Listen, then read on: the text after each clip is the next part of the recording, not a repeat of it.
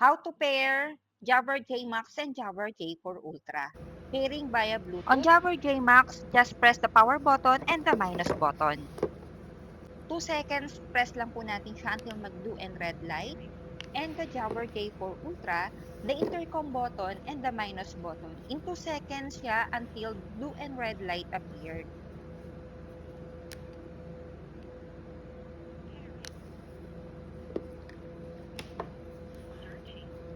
When it comes searching, press na natin yung ating intercom button sa J4 Ultra. Then, after nag-stop po siya, another press sa intercom button ni J4 Ultra. Then, the Jabber J Max, both press the mesh button and the power button. Both unit blinking blue and red light. Yan. J Max and the Jabber J4 Ultra. Meaning, pwede na kayo magkausap. Test mic 1 2 3. Test mic 1 2.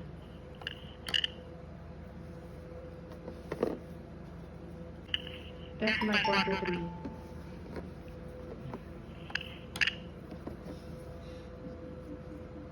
If you want to post the intercom, press the power button. And pagdating naman po kay JMax naman, just press the power button din. Same lang din siya. Pag gusto nyo bumalik sa intercom, just press the intercom button para kay J4 Ultra. And the mesh button and power button for JMax.